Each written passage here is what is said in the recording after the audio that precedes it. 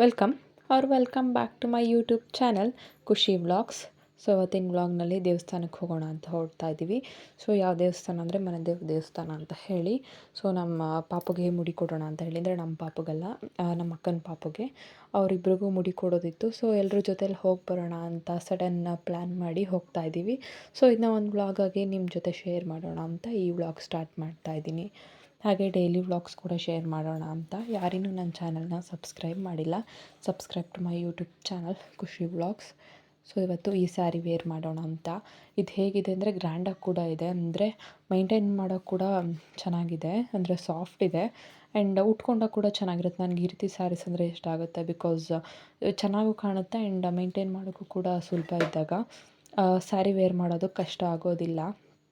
ಒಂಥರ ಪಿಸ್ತಾ ಕಲರ್ ಮತ್ತು ಗ್ರೀನ್ ಮಿಕ್ಸ್ ಥರ ಇದೆ.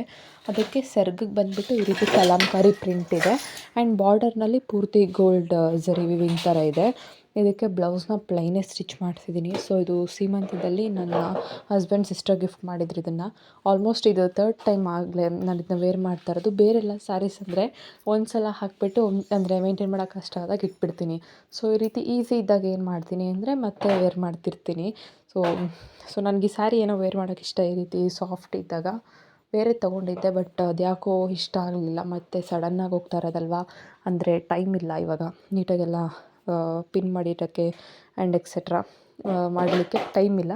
ಸೊ ಇದನ್ನೇ ಸೆಲೆಕ್ಟ್ ಮಾಡಿಕೊಂಡು ಇದಕ್ಕೆ ಬ್ಲೌಸ್ ಹೇಗೆ ಹೊಲ್ಸಿದ್ದೀನಿ ಅಂದರೆ ಪಫ್ ಸ್ಲೀವ್ಸ್ ಇದೆ, ಅಂದರೆ ರೈಸ್ಡ್ ಒಂಥರ ಇಲ್ಲಿ ರೈಸ್ ಬರುತ್ತಲ್ಲ, ಪಫ್ ಸ್ಲೀವ್ ಅನ್ನೋದಕ್ಕಿಂತ ಸ್ವಲ್ಪ ರೈಸ್ಡ್ ಸ್ಲೀವ್ಸ್ ಥರ ಮೇಲೆ ಬರುತ್ತೆ ಆ ಥರದ್ದು. ಸೊ ವೇರ್ ಮಾಡಿದಾಗ ನೋಡಿ ಯಾವ ರೀತಿ ಅಂತ ಹೇಳಿ ಅದಕ್ಕೆ ಈ ರೀತಿ ಲೇಸ್ ಹಾಕ್ಸಿದ್ದೀನಿ. ಆ್ಯಂಡ್ ಹಿಂದೆ ನಾನೇನು ಲೇಸ್ ಹಾಕ್ಸಿ ಕೇಳಿಲ್ಲ, ಬಟ್ ಟೈಲರೇ ಹಾಕ್ಸಿದ್ರು, ಅದರಿಂದ ಅದನ್ನೇನು ಬಿಚ್ಚಲಿಲ್ಲ. ಯಾಕೋ ಈ ನಡುವೆ ಆ ರೀತಿ ಲೇಸ್ ಇದ್ದರೆ ಇಷ್ಟ ಆಗಲ್ಲ. ಆ್ಯಂಡ್ ಅದಕ್ಕೆ ಜ್ಯುವೆಲ್ರಿ ಇದು. ಸೊ ಇದನ್ನ ಆಲ್ಮೋಸ್ಟ್ ಇದು 3rd ಟೈಮ್ ವೇರ್ ಮಾಡ್ತಾ ಇರೋದು. ಇದು ಹೊಸ ಜ್ಯುವೆಲ್ರಿನೇ, ಬಟ್ ಎಲ್ಲ ಸ್ಯಾರಿಗೂ ಸೇಮ್ ಒಳ್ಳೆ ಗೋಲ್ಡ್ ಥರ ಮ್ಯಾಚ್ ಆಗುತ್ತೆ ಆ್ಯಂಡ್ ಚೆನ್ನಾಗಿ ಕಾಣುತ್ತೆ. ಸಿಂಪಲ್ ಆಗಿರುತ್ತೆ, ಬಟ್ ಲುಕ್ ಕೂಡ ಚೆನ್ನಾಗಿ ಕಾಣುತ್ತೆ. ವೇರ್ ಮಾಡಿದಾಗ ನೋಡಿ ಯಾವ ರೀತಿ ಕಾಣುತ್ತೆ ಅಂತ ಹೇಳಿಬಿಟ್ಟು ಸೊ ಇದನ್ನು ವೇರ್ ಮಾಡ್ತಾಯಿದ್ದೀನಿ. ಅದು ಅದರ ಇಯರಿಂಗ್ಸ್.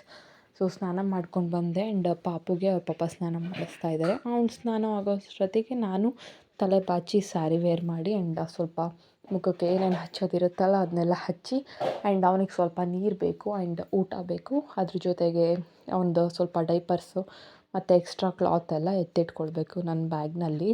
ಅವನಿನ್ನೂ ಸ್ನಾನ ಮಾಡ್ತಾಯಿದ್ದಾನೆ. ಅವ್ನು ಸ್ನಾನ ಮಾಡ್ಕೊಂಡು ಬಂದಮೇಲೆ ಅವನಿಗೆ ರೆಡಿ ಮಾಡಬೇಕು ಆ್ಯಂಡ್ ಊಟ ತಿನ್ನಿಸಿ ಕರ್ಕೊಂಡು ಹೋಗೋದಷ್ಟೇ ಅವನ್ನ. ಸೊ ಹೊರಡಬೇಕು ಅಂತ ಇದ್ದರೆ ಬೇಗನೆ ಹೊರಡ್ತಾ ಇದ್ವಿ, ಬಟ್ ಎಲ್ಲರೂ ಹಾಗೆ ಕೂತ್ಕೊಂಡು ಕ್ಯಾಶುಯಲಾಗಿ ಮಾತಾಡಬೇಕಾದ್ರೆ ಪ್ಲ್ಯಾನ್ ಆಗಿದ್ದು ಹೋಗೋದು ಅಂತ ಹೇಳಿ, ಅದರಿಂದ ಅರ್ಜೆಂಟ್ನಲ್ಲಿ ಹೊರಡ್ತಾ ಇದ್ದೀವಿ. ನಾನು, ನನ್ನ ಹಸ್ಬೆಂಡ್ ಆ್ಯಂಡ್ ನಮ್ಮ ಅಕ್ಕ, ನಮ್ಮ ಭಾವ ಮತ್ತು ಅವ್ರ ಪಾಪು ಇಬ್ಬರೂ ಕೂಡ ಮನೆ ದೇವಸ್ಥಾನಕ್ಕೆ ಹೋಗ್ತಾ ಇರೋದು ನಾವು. ಸೊ ಅವರು ಪಾಪುಗೆ ಮುಡಿ ಬಿಟ್ಟಿದ್ರು, ಅದರಿಂದ ಮುಡಿ ಕೊಡಲಿಕ್ಕೆ ಅಂತ ಹೇಳಿ. ಸೊ ನಾನು ಎಲ್ಲ ಈ ರೀತಿ ಹೊಡ್ಕೊಂಡು ಹಚ್ಕೊಳ್ಬೇಕಾಗತ್ತೆ. ಈಗ ಮಸ್ಕಾರ ಎತ್ಕೊಂಡೆ ಆ್ಯಂಡ್ ಲಿಪ್ಸ್ಟಿಕ್ ಕೂಡ ಹಿಂಗೆ ಚಲಾಪಿಲಿ ಮಾಡಿರ್ತಾನೆ ಪಾಪು.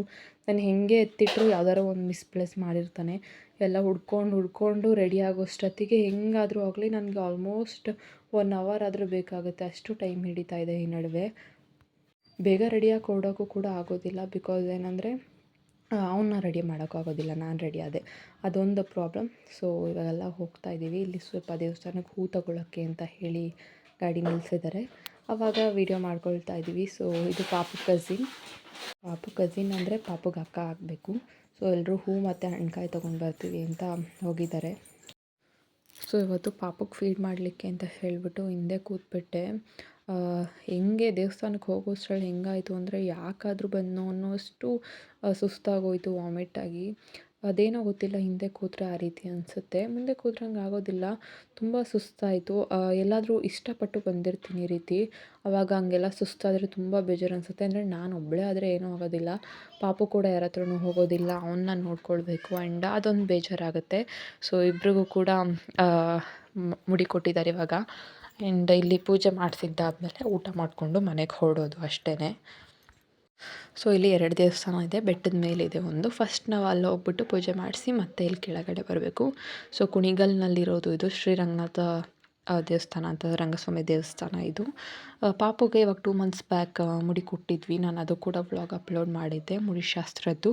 ಸೊ ಯಾರಾದರೂ ವ್ಲಾಗ್ ನೋಡೋರಿಗೆ ಗೊತ್ತಿರುತ್ತೆ. ಆ್ಯಂಡ್ ಇವಾಗ ಬೆಟ್ಟದ ಮೇಲೆ ಹೋಗ್ತಾ ಇದ್ದೀವಿ ಪೂಜೆ ಮಾಡಿಸ್ಲಿಕ್ಕೆ ಅಂತ ಹೇಳಿ. ಸೊ ಇದು ದೇವಸ್ಥಾನ.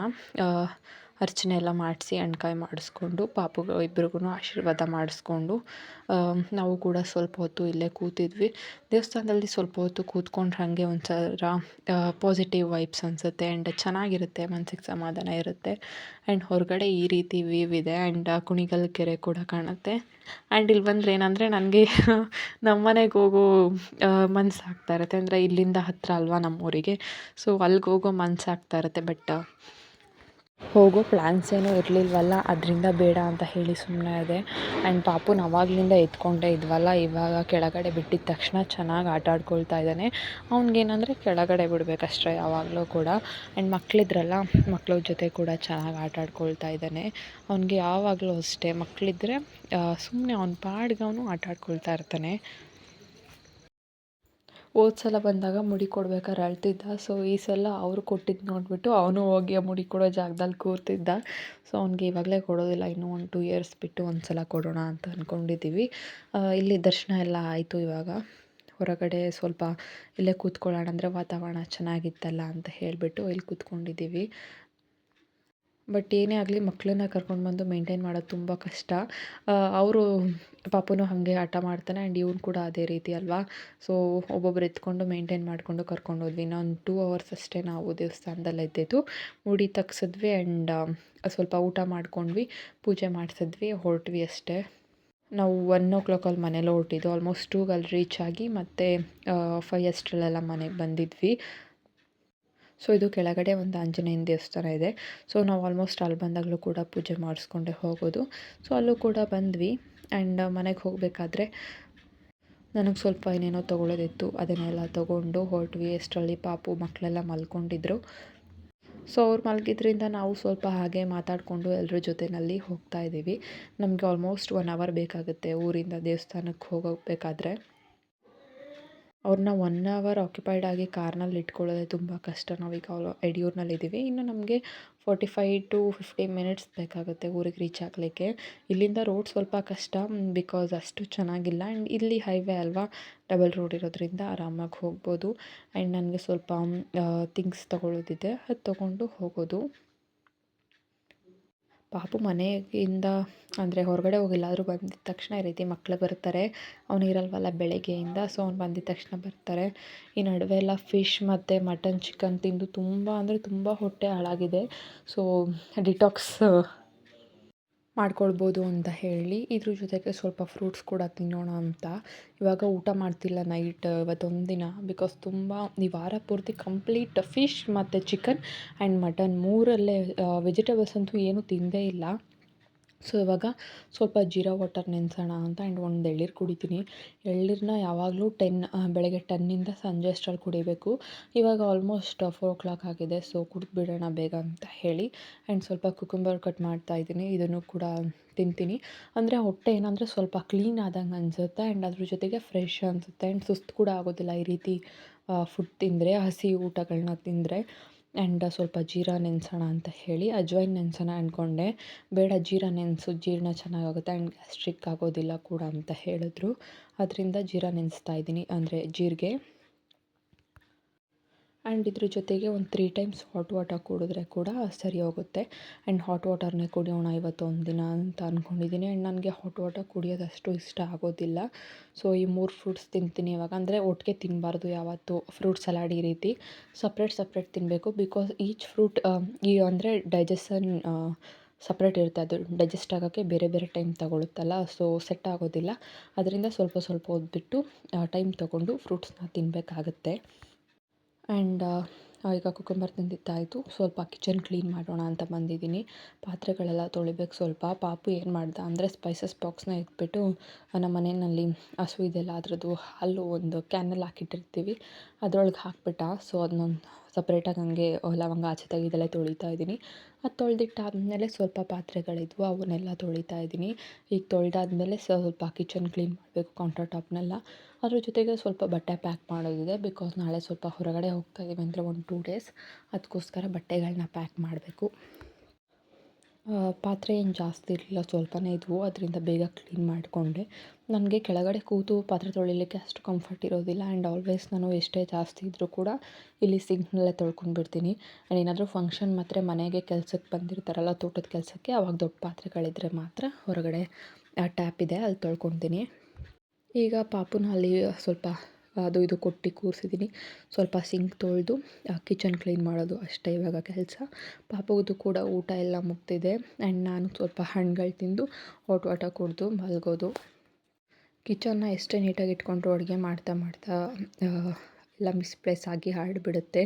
ಸೊ ನನಗಂಗಿದ್ರೆ ಅಡುಗೆ ಮಾಡೋದಕ್ಕೆ ಕೂಡ ಮನಸ್ಸಿರೋದಿಲ್ಲ. ನಾನು ಅಡುಗೆ ಮಾಡ್ತಾನೆ ಎಲ್ಲ ಕ್ಲೀನ್ ಮಾಡ್ಕೊಂಡು ಬಿಡ್ತೀನಿ. ಒಂದೊಂದು ಸಲ ಏನಾದರೂ ಅರ್ಜೆಂಟ್ ಇದ್ದರೆ ಮಾತ್ರ ಪೂರ್ತಿ ಹರಡ್ಕೊಂಡ್ಬಿಡ್ತೀನಿ. ಸೊ ಇವಾಗಲೂ ಕೂಡ ಹಾಗೆ ಆಗಿದೆ. ಅದರಿಂದ ಎಲ್ಲ ಎತ್ತಿಟ್ಕೊಳ್ತಾ ಇದ್ದೀನಿ. ಸೊ ಇವತ್ತು ಕೂಡ ನಾನ್ ವೆಜ್ ಮಾಡಿದ್ದಾರೆ ಮನೆಯಲ್ಲಿ. ಸೊ ನನಗೆ ಬೇಡ ಅಂತ ಹೇಳಿ ಸ್ವಲ್ಪ ಮೊಸರನ್ನ ತಿಂದೆ. ಆ್ಯಂಡ್ ಫ್ರೂಟ್ಸ್ ಇದೆಯಲ್ಲ, ಇವಾಗ ಫ್ರೂಟ್ಸ್ ತೊಗೊಳ್ತೀನಿ. ಪಾಪುಗೂ ಕೂಡ ಸ್ವಲ್ಪ ಪೊಮೊಗ್ರೆನೇಟ್ ಕಟ್ ಮಾಡಿಕೊಟ್ಟಿದ್ದೀನಿ ಅವನಿಗೆ ತಿನ್ನಲಿಕ್ಕೆ ಅಂತ ಹೇಳಿ. ಅವ್ನು ಕೆಳಗಡೆ ಕೂತ್ಕೊಂಡು ತಿಂತಾ ಇದ್ದಾನೆ. ಆ್ಯಂಡ್ ಕಂಟೈನರ್ಸ್ ಏನಿರುತ್ತಲ್ಲ ಕಿಚನಲ್ಲಿ, ಅದಷ್ಟೇ ಮಿಸ್ಪ್ಲೇಸ್ ಆಗಿದ್ದಿದ್ದು ಅವೆಲ್ಲ ಎತ್ತಿಟ್ಟು, ಸ್ವಲ್ಪ ಫ್ರೂಟ್ಸ್ ಎಲ್ಲ ಸೈಡ್ಗೆ ಎತ್ತಿಟ್ಟು, ಸ್ವಲ್ಪ ತೇವದ ಬಟ್ಟೆ ತೊಗೊಂಡು ಕೌಂಟರ್ ಟಾಪ್ ಏನಿದೆ ಅಲ್ಲ ಶೆಲ್ಫು, ಅದ್ರ ಮೇಲೆ ಒರೆಸೋದಷ್ಟೇ. ಆ್ಯಂಡ್ ನಾನು ಹೇಳಿದ್ನಲ್ಲ ಬಟ್ಟೆಗಳು ಪ್ಯಾಕ್ ಮಾಡಬೇಕು ಅಂತ ಹೇಳಿ, ನಂದು ಪಾಪುದು ಇಬ್ಬರದು ಬಟ್ಟೆಗಳು ಎತ್ತಿಟ್ಕೊಂಡ್ರೆ ಕೆಲಸ ಮುಗೀತು. Thank you for watching my video.